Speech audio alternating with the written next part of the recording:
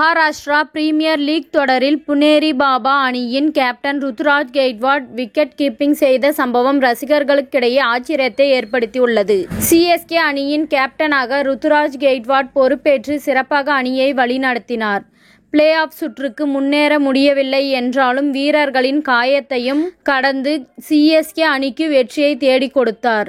அதேபோல் தோனியைப் போலவே அமைதியான பண்புடன் ருத்துராஜ் கெய்க்வாட் இருப்பது ரசிகர்களுக்கிடையே நல்ல வரவேற்பை பெற்றது. ஸ்பின்னர்கள் மீது நம்பிக்கை இல்லாமல் ருத்துராஜ் கெய்க்வாட் செயல்பட்டதே விமர்சனமாக வைக்கப்பட்டுள்ளது. அதனை அடுத்தடுத்து சீசன்களில் ருத்துராஜ் கெய்க்வாட் சரி செய்வார் என்று எதிர்பார்க்கப்படுகின்றது. அதேபோல் ஐபிஎல் தொடரில் 500 ரன்களுக்கு மேல் விளாசினாலும் ருத்துராஜ் கெய்க்வாட் T20 உலகக்கோப்பை தொடருக்கான இந்திய அணியில் சேர்க்கப்படவில்லை. இந்த நிலையில் தமிழ்நாட்டில் TNPL தொடரை போலவே மகாராஷ்டிராவில் MPL லீக் தொடர் நடத்தப்பட்டு வருகின்றது. இந்த தொடரில் புனேரி பாபா அணியின் கேப்டனாக ருத்துராஜ் கெய்க்வாட் விளையாடி வருகின்றார். இன்று சத்ரபதி சம்பாஜி கிங்ஸ் அணிக்கு எதிரான போட்டியில் புனேரி பாபா அணி களமிறங்கியது. இதில் ருத்துராஜ் கெய்க்வாட் விக்கெட் கீப்பராக செயல்பட்டுள்ளார்.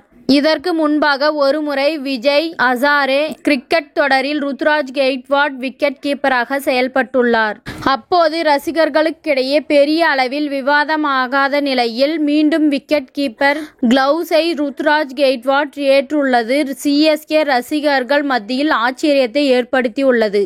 இந்த போட்டியில் ருத்துராஜ் கெய்க்வாட் விக்கெட் கீப்பராக செயல்பட்டதும் பாராட்டுகளை பெற்று வருகின்றது. லெக் ஸ்டெம்ப்ஸ் திசையில் சென்ற பந்துகளை ருத்துராஜ் கெய்க்வாட் தாவி பிடித்தது ஆச்சரியத்தை ஏற்படுத்தியது.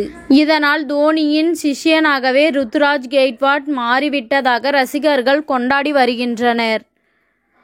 இத்துடன் இந்த செய்தி முடிவடைகின்றது. நன்றி, வணக்கம். மீண்டும் அடுத்த வீடியோவில் சந்திப்போம். மேலும் இதுபோன்ற சுவாரஸ்யமான தகவல்களை அறிய தமிழ் சிறை சேனலை சப்ஸ்கிரைப் பண்ணுங்க, ஷேர் பண்ணுங்க, லைக் பண்ணுங்க மற்றும் கமெண்ட் பண்ணுங்க.